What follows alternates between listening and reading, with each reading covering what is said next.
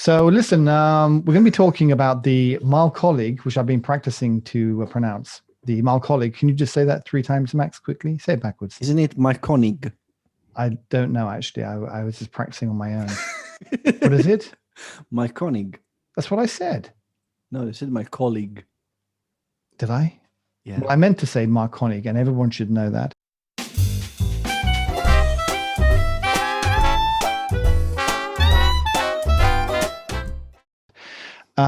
We're going to be talking about the new grinder they've just released, which is the X series, because you know it's cool. When you want to make something cool, you always put an X in front of it. That's like guaranteed. If people are marketing that, that's why people in marketing get paid so much money. They know stuff like this. The rest of us have no idea. Just put an X at the end, and it's better. Pretty much. I mean, you take a look at the Ford Mondeo gear. You know, how can you sell more of it? Gear X. Very successful. And so Mahlkonig have done this with the X54, which sounds all a bit sort of, Star Warsy. And they've released a grinder. But why this is important, Max? Why is this important, Max? Exactly. That's just what I was about to say. It's important because if you're like me, let me tell you a very short story. I went, when I had my cafe in Macedonia, I used to go around and look at my friend's cafe who had better equipment than me. And he had a huge brand new Cimbali 3-group, whatever it is, espresso system. And he had the Mahlkonig EK43. Yes, which is actually the very iconic one that everyone knows about. That's the point. Everybody knows about that one, right? You've been into a specialty coffee shop, you've seen it. You may not have known that you've seen it, but you'll recognize it now. You talk about it, you show a picture of it, you go, oh yeah, that thing. Yeah, I seen that. And it's and there's a reason for it. And the reason is, and it's actually quite an interesting little bit of history, but I mean, there's a German company going back to the 1920s, but they came out. I think they got into coffee grinders in the, I'm going to say 40s or 50s or 60s or something. I guess at about the time when coffee started becoming. They already had the same design already. Yeah, they did. They go back, actually slightly nicer. Go back. I mean, that was a whole classy golden era of design. But they had these grinders and they sold them, and they didn't think anything particularly special about them until this one guy, well, I say guy because legend has it that he was actually seriously he was a Jedi. He was a coffee Jedi from outer space. Scott Rao. Scott Rao had his cafe in, I think it was in Canada. And if you don't know who Scott Rao is, he has, I mean, rumor has it he's a Jedi that just teleports from location to location and knows a lot about coffee. And he was making some awesome coffee that he was using this grinder. He was using the Mahlkonig EK43 grinder, and he was getting very large extractions out of it. Like he was extracting more coffee than you normally would, and managing to make it taste really good. More dissolved solids. That's what I was gonna say. TDS, right? And this kind of became a thing. And then there was another guy who probably went to his cafe and went, wow, this is a great coffee. I'm making this bit up, by the way, but it makes a good story. And he said, wow, this is a great coffee, Scott Rao. Tell me your secret. Scott Rao. And Scott was like, you remember nothing, but he did. This is not the grinder you're looking for. This is not the grinder you're looking for, he said. But whatever, maybe he took him on. Maybe he became the Padawan in my total fictional story. But he went on to win the World Barista Championships using it. And everyone went, wow, I've got to have one too.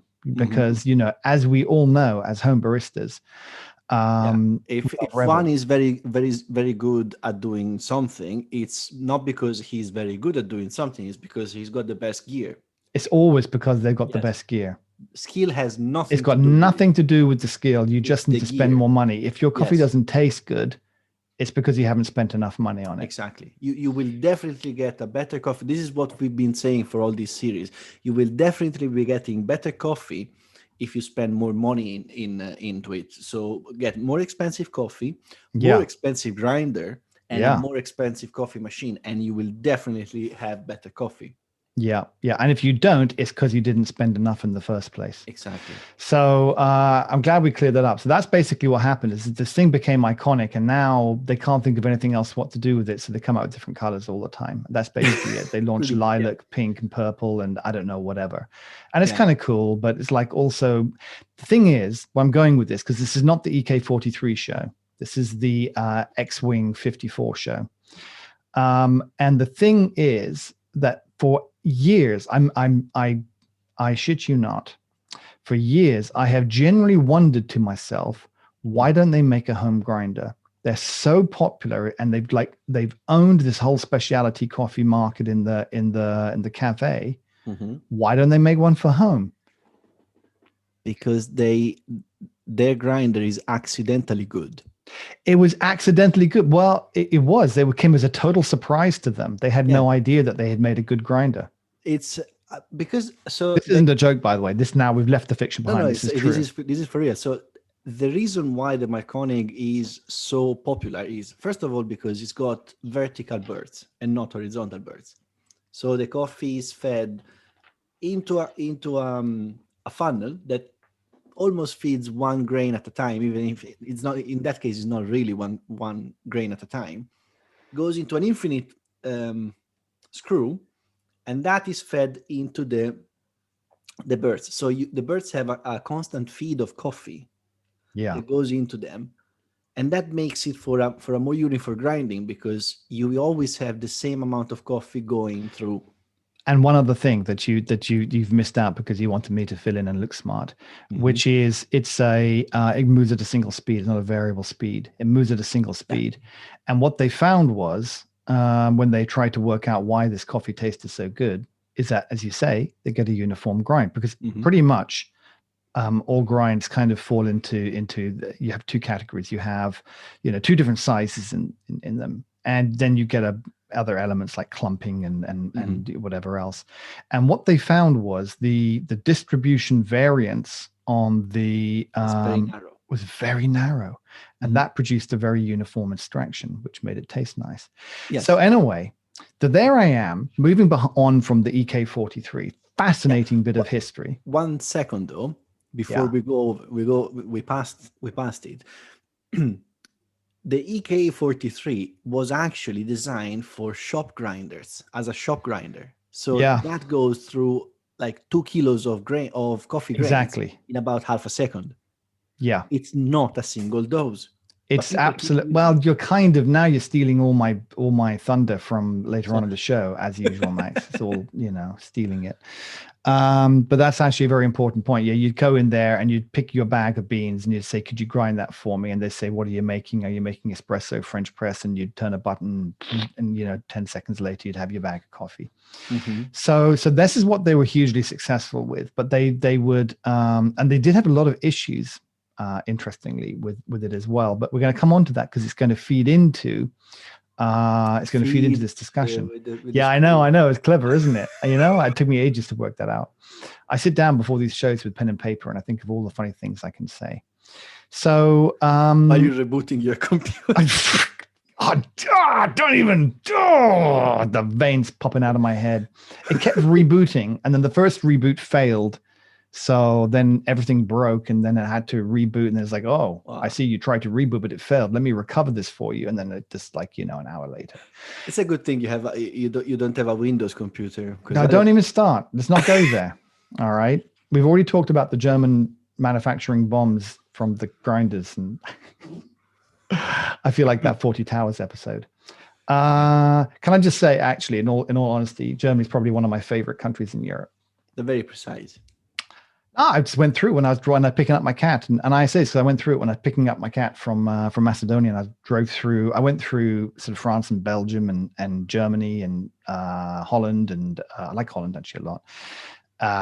And what else did I go through? Serbia and Hungary and Austria. Anyway, so I went through all these different countries, and I have to say the Germans were absolutely fantastic. And they had nice roads too. Plus, I got a speeding ticket in Austria, but I did not get one in Germany, no matter how fast I went. So anyway, we love you, Germany. We really do. But that doesn't mean to say I can't make a joke. So feel free to write in and get your own back. So the X54 was is, when I launched it, I got all excited because I thought, they've read my mind eventually after several years, and they've come up with a home grinder. But I knew I shouldn't get too excited because it was going to be out of my price range. It's going to be very expensive. Then I looked up the price, and it was 499 euros, which is not bad for a top quality home grinder. It really isn't bad at all. Yeah, it's actually on par with the Niche Zero. It's on par with the Niche Zero, and I know that people will be making comparisons, but I don't think it's got quite the same thing about it. Yeah, so the other thing, yeah, it is different because the Niche Zero is meant for espressos, really. Well, also it's designed for single dosing, and I can tell you right away from looking at it, is not designed for single dosing. No, it comes with a big hopper that can probably take a pound of coffee. Yeah, I'm saying pound because I want more American friends to listen to us. So okay, although we can't send you the coffee, but so I'm working on that. So actually, really good time to jump in and just say, we've got this thing running. It's a kilo of free coffee from Carvetti. It's a Solitude espresso. Just tell us where to send it. Just let us know where to send it. Basically, all you need to do is like the video, comment or something like that. We'll pick somebody, a subscribe, well, whatever you want to do. Basically, I'm going to put a gun to your head. Send me £1,000. Yes, no, don't do any of that. Don't listen to Max. Also, on the Instagram, you can do it on the Instagram. You can comment on Instagram or Facebook. I don't really mind. Probably Instagram's better because it is better, isn't it? Come on, let's be honest. And Instagram. And you don't have an Instagram account? Well, you're not going to win it, are you? So there you go, your chances, pal. Oh. And what I'll do at the end of the month is I'm just going to somehow randomly pick somebody. I'll probably put them into a spreadsheet and do one of those random sorts, and then close my eyes and then pick my best friend. That one. No, I'll pick somebody. Can't be anybody I know. So we're going to do that. So do that. So if you find us on, I'll put the details. I think in the show notes. In the show notes below, we'll have the details. Down there. Above. No, it's below. We'll have the details. You just like our Instagram account as _bar talks. So to go do that because it doesn't cost you anything. Well, I mean, we'll ship it for free. There's no catch, Yeah, just free coffee. Yeah, and it's great coffee. So the thing what they say about the X54 is that they specifically come out and say this is a grinder that can go from espresso all the way to French press. Of course, it's grinding. And, that to me, I'm sort of like, oh, I want to believe them. I want to believe them. Absolutely. But do I believe them? Is it possible? No. Not one bit. But on top of that, I will add something on top of it. They do the X54, which is a cylindrical looking coffee grinder that goes from from boulders to Turkish coffee. But then they do the E65S, which also has an S. We're back off the topic. What I'm just saying, it does exactly the same thing. Yeah. So I don't understand, guys. What the hell are you doing? Why? Sorry. This has a different burr diameter. This has a 65 millimeter burr diameter, while 54, I suppose, has a 54 millimeter burr diameter. Insightful. Which is not specified anywhere in the. It is. You have to go into the web page. And I am in the web page. And what you do is if you hunt around enough. Now towards the bottom on the product information, you can download the product sheet. Yeah, I did try. The problem is I'm wearing headphones and I started their video once. Don't watch the video. It started with a Now, listen, let me say this in German for our German friends to try to make up for insulting them earlier by get all the letters in. Because they've written it in English. Oh, no, I've downloaded the German version. That's why they've got the German. So the Burr diameter, or for our German friends who can now laugh at my terrible pronunciation, is the Mahlsteiden-Durchmesser. Yes, and underneath there is literally it's a 54 mil, right? Yeah, so it's a 54 mil Mahlsteiden-Durchmesser. Yeah, which is the Burr. What's interesting is the Burr material is special steel, which is special. Yes. Special steel. I want to know why it's special. Is it because its mother told it that it's special, or did they do something else to it? They're all special there. Don't get me started on special. You know, in France, they're going to change the language to be more inclusive. So you know how when you learn French, you had to learn like, you know, a group of pigeons is a male, whatever it is, thing, and a group of something else is female. Oh, they said, no, this is all wrong. You know, how dare it be, you know, leaving out, I don't know, all the things that aren't male or female, or maybe there's more things that are female and male, or I don't know, whatever. Anyway, they're changing it to make it more inclusive and no one can understand it anymore. Right. Yeah, yes. So messing with grammar, I get a little bit. I'm so anti the whole political correctness movement at the moment. I'm so anti it. Why can't we all just be normal and just you know, I accept everything and I accept people and I accept you and you accept me and we like each other and that's it. Why does everything have to have lots of labels and things? That would be simple, and it doesn't sell well. No, it doesn't sell. I have a few remarks here. So I'm actually comparing the two grinders side by side on a very, very accurate comparison, which is based on a PDF that they send us. They didn't send us, I actually downloaded. I actually didn't download, I'm reading it online. I'm actually not even reading it online, I'm inventing it as I go. That's right. That's the only way to do it, Max. So the E65 has a 65 millimeter burr diameter.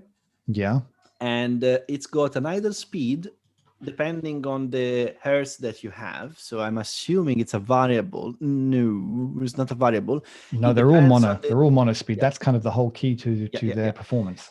It depends what kind of voltage you have. So if you have 50 hertz, it's a 1400 RPM. If you have 60 hertz, you have 1700 RPM.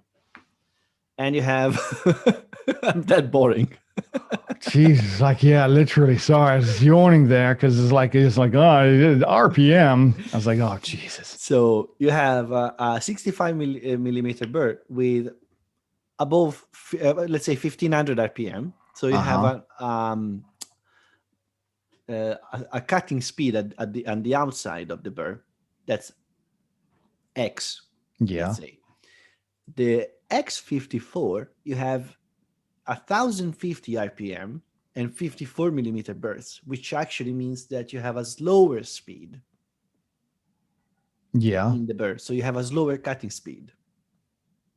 Yeah, that's right. Is it good? Is it not good? I don't know. I think isn't that oftentimes to do with isn't it to do with heat? I can't remember. It has to do with heat, but it also has to do with the residence time of the coffee grounds into the beans. So the faster you go, the faster it spits out, but the faster you go, the less resident time you have, the more unrefined you have, the more you have only the first ground. Right.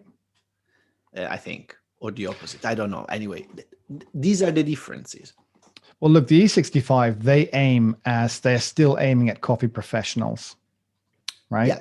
Whereas the X-Wing 54, I like to call it the X-Wing. I think it just sounds cooler. You can get that one from me for free, marketing department. That is aimed at home. It's priced for home. It's got features that are aimed for home. For instance, the whole, even though this is kind of interesting, it says it has something like 30 settings. And I thought, oh, that's not good. Why would you click through it? But it's actually 30 markers that indicate things, but it's actually stepless between those 30 settings. Okay. So it's kind of interesting. So you don't on my Eureka, it's infinite. So you can twiddle all the way, either way. Which, to an extent, I think if you make the steps close enough, you don't need that. You don't need that adjustment. I think it's a little overkill. Yeah, absolutely. So the first thing is that the way they've designed this is it's a little bit smaller. It's only about 5 kilos, I think, which is one is 11. Yeah, exactly. So it's about 5 kilos. It comes with a slightly silly hopper where you can take too much beans. I'm sure they do that so they can sell you the shorter hopper that then fits under your kitchen cabinet for ridiculous amounts of money. Yeah, what do you know about it?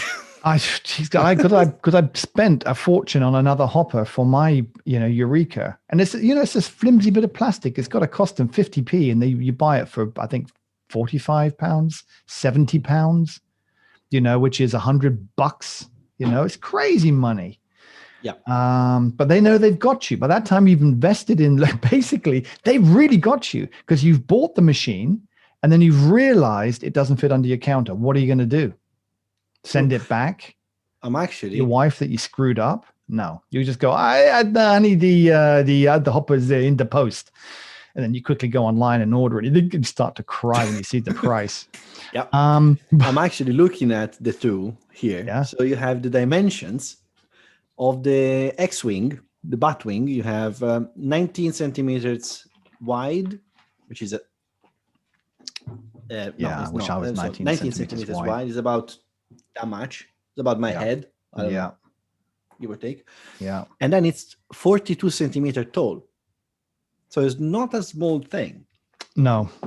You need that short hopper. Yeah, and it's 28 centimeters deep. Yeah. The other one is 19.5 centimeters wide, 58 centimeters tall, which is just about this much taller. Yeah. And 28 centimeters deep. So it's pretty much the same thing. The motor size. I bet you they've reused a lot of components in those motors and casings and whatever. And they know it works and it looks nice. It's very kind of nice. It's a very modern kind of like cylindrical look. I like the way it looks. This has got some unique features. Let me pick up on them. Number one, and I'm really not sure about this. I know you're going to be scathing, right? But I'm just going to tell you it. I don't shoot the messenger. It's got this little quick release fork. So you can switch between a fork and a dosing cup. So it comes with a dosing cup that's engraved. And you can either take the forks out, so you can use a dosing cup, or put the forks in, click, to put your portafilter. Now, I say that's a bit silly. I say it's a bit silly. I'll tell you why.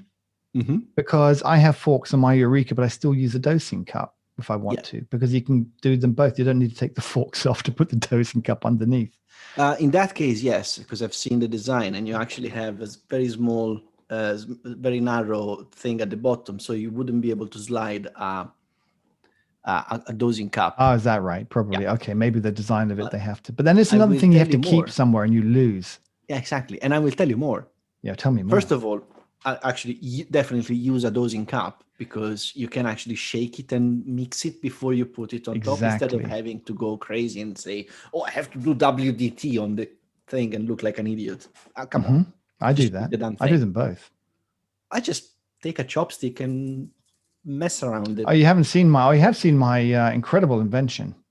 Oh, I have seen your medical that I stuck I stuck some staples in. Exactly. But I will tell you even more. You know what has the same kind of clip-on, clip-off function? What's that? The E65. Okay. Which E65? The Mahlkonig E65. Oh, okay. All right. Same thing. So they basically made a cheaper, shorter version. That's a bit like you, Max. It's a cheaper, shorter version. You're a cheaper, shorter version. Day. Well, I wonder. No, I know, but I think they must have done more than just made it cheaper and shorter. It's actually the same. I don't think so. Well, how many? What about the?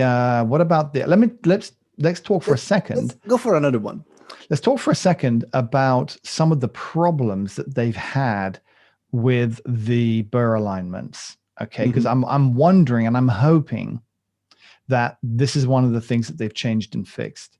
So they it's very well known that although the EK43 is a fantastic grinder, that it actually a lot of them come with bad alignment.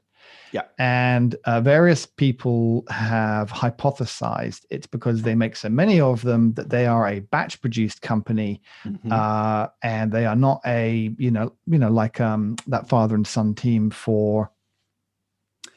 Yes.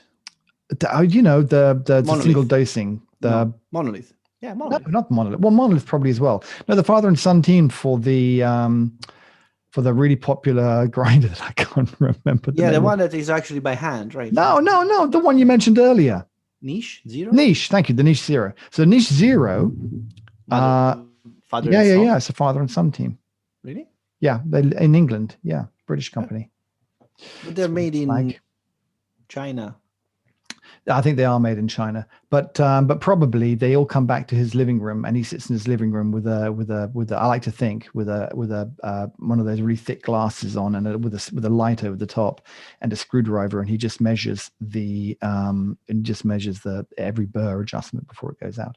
Anyway, the point is that the smaller companies do a little bit more, can afford to do, especially the pricing it higher, they can afford to do a little bit more Q&A to make sure it's perfect when it goes out the door. Mahlkonig doesn't do that. Huh? You mean QC?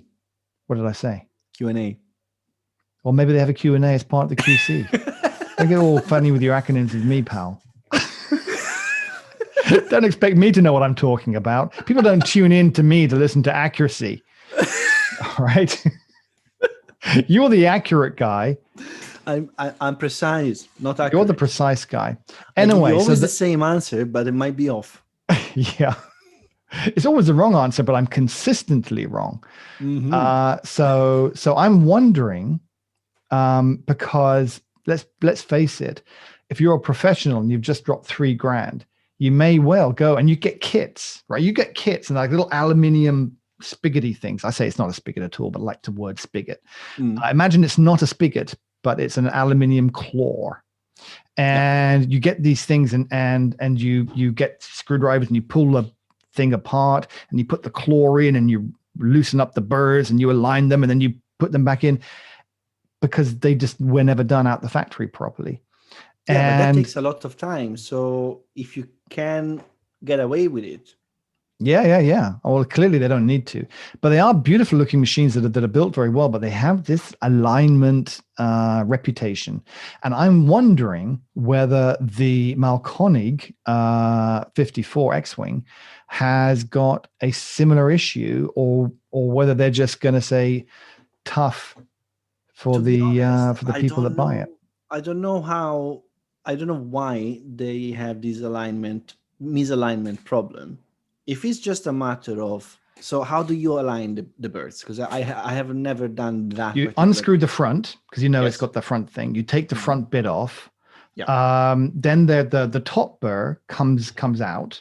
Yeah. And it's attached to a sort of like a bottomy plate type thing. Yes. And what you do is there's 3 screws in there, and you loosen them. So that it moves up and down a little bit and it can move it around. Yep. Then you take what's not a spigot, but I like to say that word. It's like a little aluminium claw you buy. They get you on that as well. So I don't know if it's actually them that sells it or somebody sells these kits anyway. And you click it in and you basically align it according to some part of where the thing is. It tells you, it should be this part should be pointing to this part here, and you move it around until it's in place, and then you just tighten it up again. Doesn't take very long. It takes about 15 minutes. Okay, so it's not this kind of alignment. No, that's a different problem. They also have that problem as well. So what you're doing is you're waving your hands around for the people that listen. They always hate you, Max, because you never say. Is it an axial alignment? It's not a Z-axis alignment. Okay, so it's eccentric. Exactly. If you imagine exactly, it's concentric. So they are misaligned on the rotation axis. They can actually be misaligned on multiple axes. The problem is that it's more difficult, I think, to do the other ones. It's more common to fix that alignment, to check that alignment first, because that's the easiest thing to check. Yeah. And then you do that one first, and then if the coaxial's out, if it's at a wonky, basically if it's wonky, then you've got bigger problems, I think. Yeah. Okay. I am with you now. Yes, I get that, and I don't think that they're going to be more accurate in building them. If they build them at the same speed as they build the other ones, I don't see why they would be more precise in putting them together. So I'm pretty sure you're going to have the same problems. Yeah, I got very excited about it, and then I thought about that adjustment. And I thought, I also wondered. But can I just say, so I'm going to go jumping around a little bit, but I wanted to say one of the other things I like about this, I believe the 65 does not have, and it's got a quiet motor. It's sub 70 decibels, and it says sub 70. I'm guessing it's sort of 69 or something. But the when you look at decibels, it's a logarithmic. Silent grinding is 65. Okay, that's actually really quiet. Yeah. That's actually really good. So one of the things, we talked about when I got my Rocket is I was like, I didn't realize how much I love. It's so quiet. He went, yeah, but you still got your grinder, Nick, because, you like to dig that in. I like it. You like to point out. And then you may or may not have come around and you've seen the hand grinder. You've heard the hand grinder. I'm going to buy a hand grinder. It's how just, zen I've got is enough that? things on mine. I've got things to do first. I know, but how zen is that? Yeah, it's great. I like the idea of going down and just, and I get some exercise too, I'll type that into my app that says I did a little bit of extra exercise for 5 minutes. And you go. Now, the thing is that I'm still going to keep my my flat burr grinder. What I'm going to do is I'm going to have two grinders. I'm going to keep them for different purposes because I actually want to do more pour overs and things, mostly because I just want to be able to talk about the kind of coffees that we're tasting and how they taste in different formats.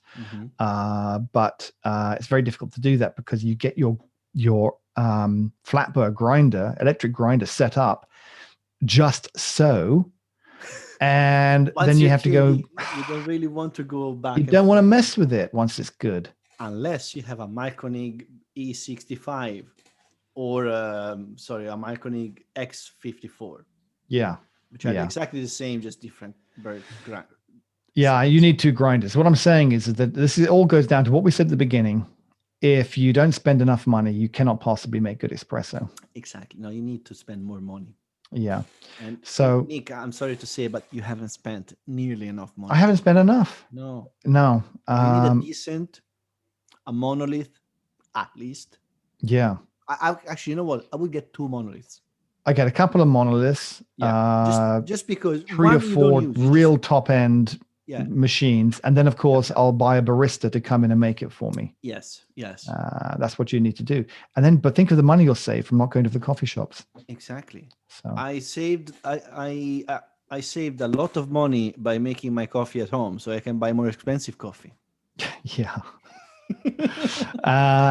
Okay, so I'm nevertheless very interested, but I really want someone else to buy it first, and then I want to come around and then just try it. Yeah, please, anyone, bite the bullet. Take one for the. You can't buy it yet. It's not in this country. It's only available in Germany. Go to Germany, buy it, and then tell us. Go to Germany, come back here and buy it, and then I don't want them to tell us. I want to go around and play with it. Talking of which, okay, even better. Go to Germany, buy it, then send it to us. We try it. We'll try it, and then we might send it back. It might be tricky. It might get lost in the post. You never know. Yeah.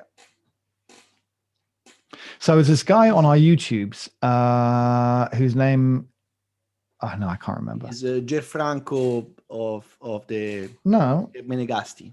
Let me go and look it up. All these. I tell you, it's funny now because you get to a certain age, Max. You start realizing these companies know a lot about you by the adverts that you see. Oh dear. What did you get? You just see things like, over 50 dating apps and whatever. Just terrible. Let's go into comments. So is the guy that bought the creme? What? The guy that bought the creme. No, I'm going to tell you about the guy that bought the creme. Then I'm going to tell you about the guy that was thinking about buying the creme. And then you're gonna tell me about the guy that didn't buy the creme. Well, there's so Peter writes in onto the YouTubes and says he's looking at the creme. They're discounted at the moment. And I said, mate, when you're spending that much money, don't worry about, 100 quid here or there. It's not going to make you happy, And so I said, it sounds like a good price, but don't let that be the deciding factor. Buy whatever you think is best, But I did mention, however, that another user, do people use us, Max? I don't know. Probably. Another listener, watcher, viewer, whatever. Or watcher. Well, it depends. I don't know. He listens. Maybe he listens. It wasn't mine. So this other user, who I said I was warming him up to say, listen, I'll come around and I'll bring, I don't know, I'll bring a turnip or something, and then you can show me your creme one. Yeah. Why not? And he was telling me about it, and then I turned to I said, "You're always up late. You're always up so late. You're a late person." He's like, "What do you mean, Nick?" And I'm like, "Boy, it's really late." He's like, "No." I realized he's in America. Oh, he's in Florida. It might be a little longer than. So it was a long trip. It'd be a long trip to go see his creme one, but he bought the creme one, and he was sent me a video on the Instagram. Wow. Which I can't show you because I can't take something off of Instagram and then share it. Yes. But I did share the messages. That's why it's silly. You can't see it on a computer. Yeah. Well, I know I could do it on a computer. I could go onto Instagram. I guess I could do that, but I don't want to show his. I didn't talk to him about sharing his videos and stuff. So I don't want to do that. But he showed me. First of all, he showed me the video I haven't seen. Good. Yes, a video you haven't seen. But he showed me that it arrived and it was leaking underneath. It was dripping. Now, I would say that my rocket arrived and it didn't work either. So, I mean, stuff goes wrong. So it's not like, they're big machines and they're heavy and they can get dinged along the way. So they're actually very easy to, I mean, if you just drop it not so nicely from this much height. Yeah, from an inch or two. It's still a lot of weight. Yeah, it just will crash itself.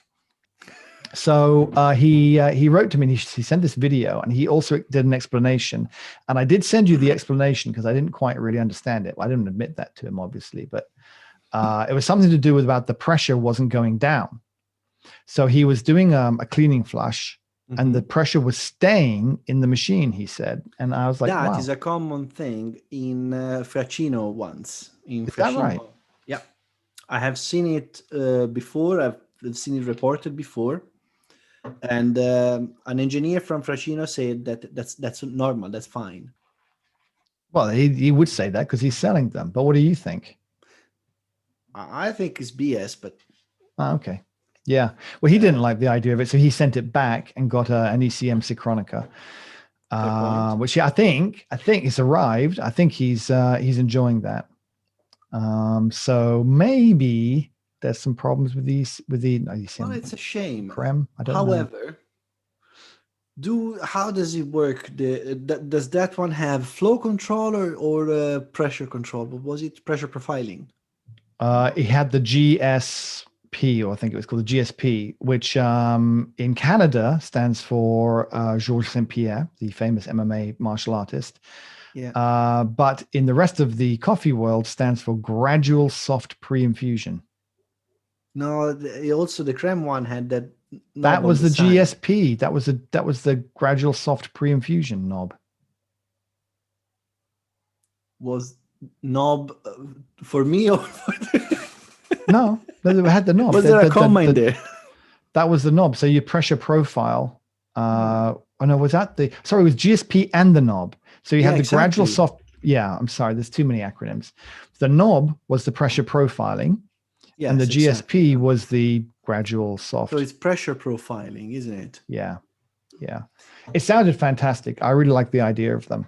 Yes, but if it's pressure profiling, then that could be why it doesn't drop down quickly. Because you might actually have a slack between. It depends where you measure the pressure. I think he was measuring it at the group head. And if you measure the pressure at the group head. No, wait. It depends where the machine measures the pressure. Oh, that's true. Of course it does. Yeah. Although I would personally put another measurement on the group head, because you know what pressure your coffee is at. Right. And in that case, it would go down. It depends how it's plumbed in, to be honest. It's a bit, you need to see it. And you need to see 5 machines. And if one does that, or if all of them do that, it's how it's built. Do you know what's funny is that, I mean, if you spent a lot of bucks on a machine, you'll know what you like and what you don't like. I have to say what I found that I like and I don't like about the Rocket are not what I expected. So I don't miss at all the pressure profiling. I'll be honest with you. I don't miss it. And I tell you why, but this is just me. I'm not saying it's not good. Apparently it's fantastic, but I've realized that as much as I love my routine in the morning, my ceremony, as I like to call it, I don't have that much time.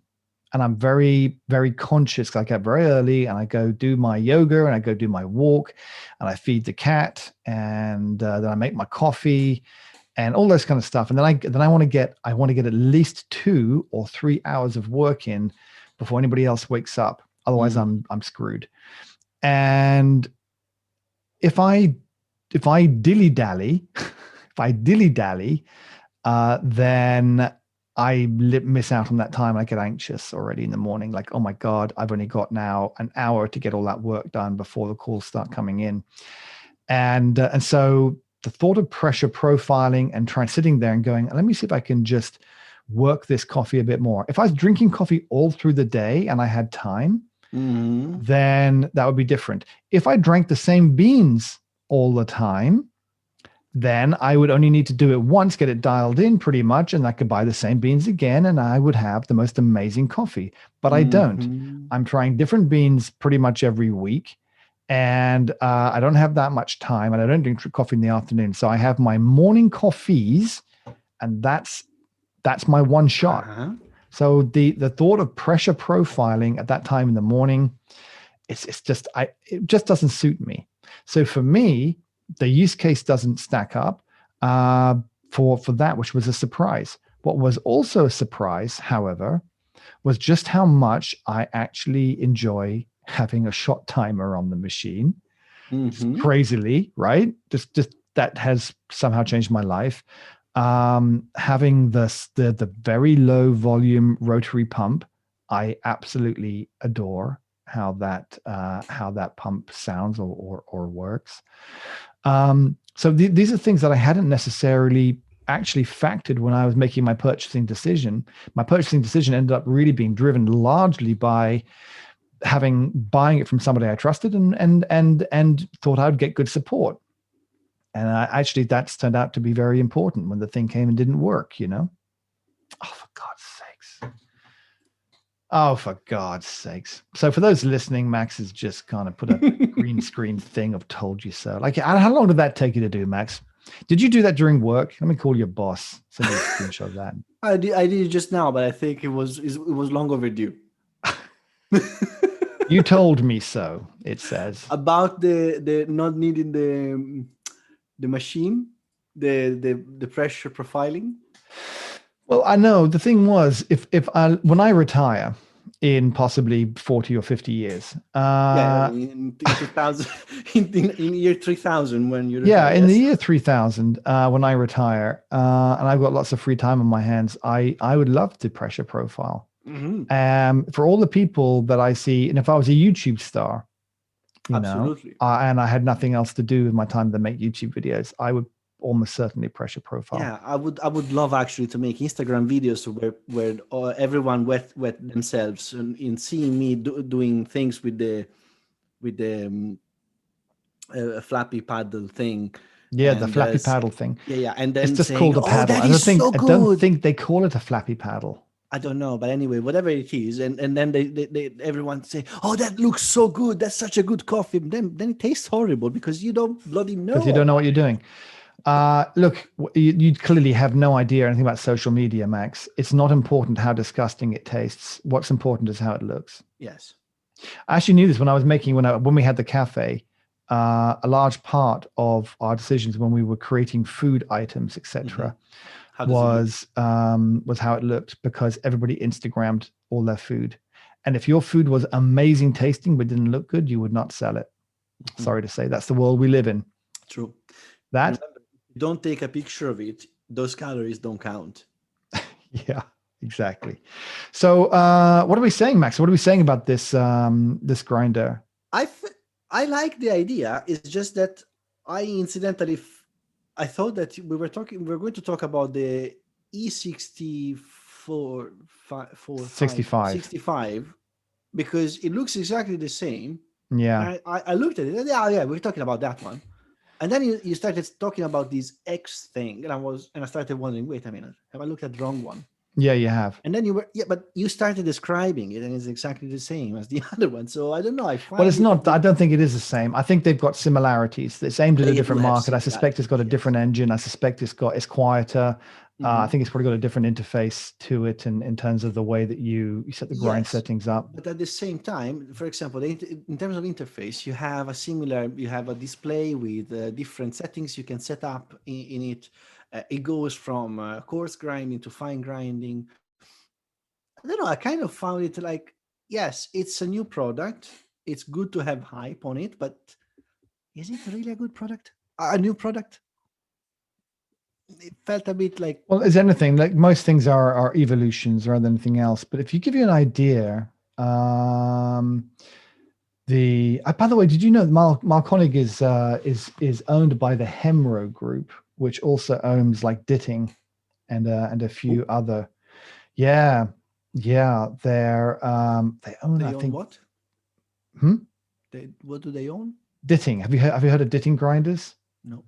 Ditting grinders they're like, if you're a big shop, they're go take a look at them. They're not meant to look good. But they are actually supposed to be pretty good. They're supposed to be pretty good. But they're one of those kind of grinders that people who know, who are in the shops, buy them, and other people have never heard of them. Swiss Precision. Sense. Yeah. Good.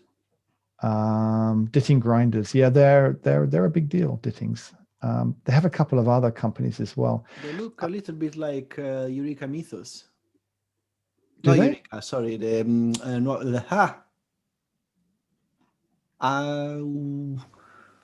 What's the Eagle One Prima maker? Victoria Arduino Mythos. The Mythos, is it? Yeah. They look little bit like that. Huh. Very remotely. Probably it's only me seeing these. Yeah. They look good. It's a box. It's a box. They're very boxy. They're the Volvo of the grinding world. But I like the inside because they show you actually how the motor is built. It's quite chunky. It's all in one piece. I like the idea. Yeah. So there's obviously, this is an entry level. Not entry level is the wrong way to put it. It's not entry level, but this is their approachable, from a pricing point of view, approachable grinder. And I'm kind of excited about it. I have to say, but I want someone else to buy it first and then tell me what it's like. The other thing too, of course, is that Mahlkonig, they sell through dealerships, which is a bit of a pain in the ass. It makes sense for the commercial stuff because you want to have local dealers that you buy from who support it. But when you're buying a home grinder, I don't know. I don't know if that still makes sense. When you're buying a home grinder, you're still going through a dealer anyway, because it's the same as when you buy a coffee machine. You don't buy from the shop itself. You buy from... Well, you can sometimes. It depends on what coffee machine you get. True. But no, wait. Do you really? Yeah, you can. Yeah. Like what? Sage. Well, Sage, yes, but because Sage they do from blender. Yeah. They do blenders. They do radio. Yeah, that's what I'm saying. Yeah, one. Okay. A coffee machine that is like coffee enthusiast coffee machine. Okay. Yeah, I think you can probably. Okay, no, I know. Mostly you can't because they do require support. And these companies, you're either in the business of making them or you're in the business of. You don't want to be in the business of making and selling and supporting. Generally speaking, they're two different disciplines. Yeah. Okay. Fair enough. But I think there are some grinders that you can buy direct. In fact, actually, you can on Mahlkonig now. They're actually selling this directly in Germany. So if you go to their online shop, that's how I knew. That's how I found out the price. Yeah. Okay. So I wonder if they'll be doing that in the UK that way. Yeah, right. You just say that it's $4.99. $4.99. Yeah. Fair enough. Really. It's pretty good. I'm trying to find the price of the other one, but no, you have to go to the dealer. That's what I'm saying. That's kind of annoying. So they as soon as you move up to the more commercial models, shop for Germany or shop for the USA. So I've already been through that, mate. You won't find anything. It says contact a dealer. Who wants to do that? Who wants to contact a dealer to find out the price? Just I don't know. I don't the really price. want to talk to Tell us the retail price. I don't know. Why do I have to talk to people? So I don't want to. We're in the internet world, we don't want to talk to anybody. So there we have it, Max. I did want to talk about that. So I dumped that on you yesterday because we only put the story up. There's a story up on bartalks.net about it with some pictures and whatever, if you want to have a look. It only came out, was it yesterday or the day before? But anyway, in the last day or so. I think, yeah. Probably. So I wanted to flag that and get right on it and talk about that because, I'm looking at grinders at the moment. I think there'd be a lot of interest to it. I think a lot of people will be interested in it at that price point. Yeah, that's the thing. It's probably one of the cheapest grinders you can find that could do a decent job. Yeah. Because lots of people are buying niche because it's the cheapest one that can deliver a good grind for a good espresso machines. Yeah. And at the same time, it's actually conical burst, so you can actually do everything. I wouldn't do pour overs with a flat burr. That's me. Very interesting. Well, people will say the same thing about conical burrs and espresso. So maybe that's why you need your two grinders. We're back to spending all the money again. Or get something that has really, really little retention. Yeah. That's the thing. God, I get a lot of retention in my Eureka. Yeah, that's so endemic of this kind of grinders in general. Yeah. Hey, Max, look, it's coming to the end. I got to edit this puppy before tomorrow morning. Picking up my son tomorrow morning from the airport. I have not seen him in years. Coming back from Malaysia. Will you recognize him? Well, he'll probably be the guy that comes up to me and says, "Dad," as a guess. I don't know. I don't know if you get that a lot. Well, I don't get it a lot, actually. I don't get it a lot. That would be strange, though. That would be a twist on life. So go away, Max. Have a fantastic Sunday evening. You too. And don't forget, have you picked your curtains? Did you choose one in the end?